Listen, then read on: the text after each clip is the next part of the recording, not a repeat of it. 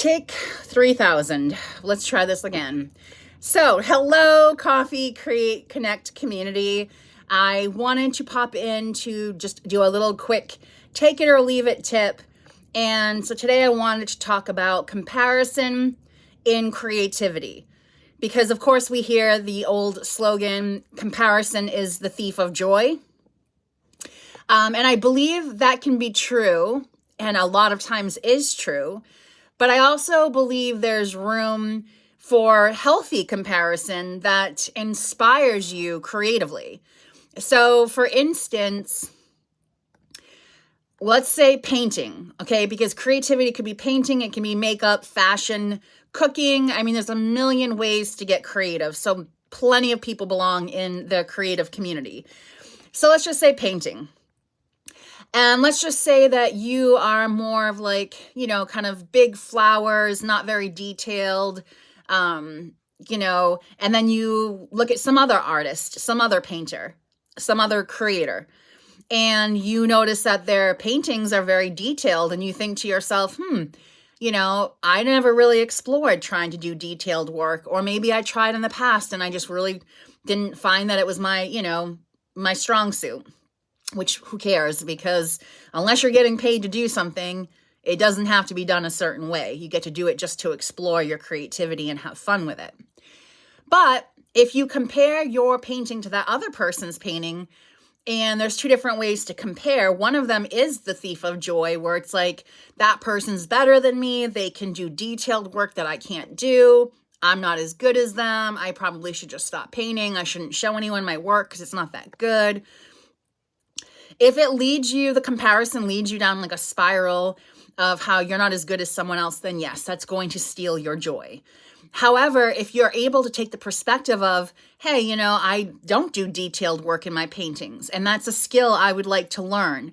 After looking at this painting, I feel inspired to take some tutorials or classes or courses, pick up a book on it, whatever it might be, to learn how to incorporate those type of more small, complex details into your artwork. So it gets to be what we make it. If we allow comparison to drag us down and put us through the I'm not as good as the other person spiral of hell, then yeah, it sucks. But if we can take the other route and let other people's creations inspire us and say, okay, that's something I would like to learn, or that's something I would like to explore. And going into it, knowing this is not about nailing it on the first or second or third or fifth try. It's not about perfection. It's not about, I'm going to become a very detailed painter. Maybe you never do. And that's okay. The point is to allow yourself the creative freedom to explore different things and be inspired by different people and their artwork and their creativity, rather than put yourself down for it, right? So in that case, maybe you do sign up for a class or a tutorial and you start exploring with details.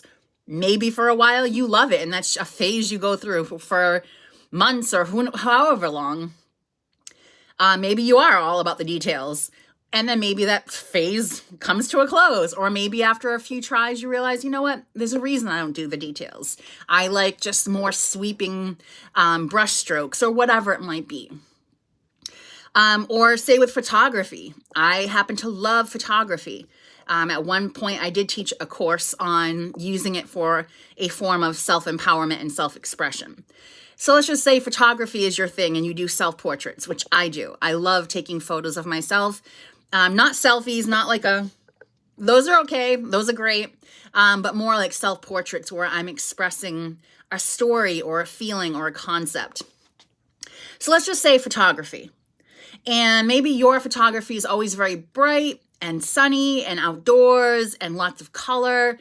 And then you come across a photographer's page who is very black and white or very like dark and moody. And instead of saying, oh my God, theirs looks so much more professional or cool or whatever, maybe you say, oh, that's interesting. That's something I haven't played with. That's something I haven't explored. Maybe in my next session, I will, play around with black and white filters, or maybe I'll play around with a more dark and moody, edge in my photography. And this goes for anything. Doesn't matter if it's cooking, fashion, makeup, painting, writing, fill in the blank. The point is, comparison, yes, can be the thief of joy, and it can also be the catalyst for inspiration if we come looking at it through the right lens.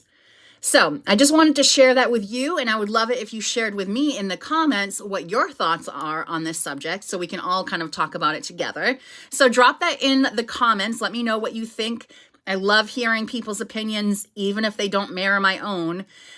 So please feel free to share your comments, and if you have ideas or topics you'd like to see me talk about in a future video, please also drop that in the comments. Now go out there, have some fun with that creative freedom.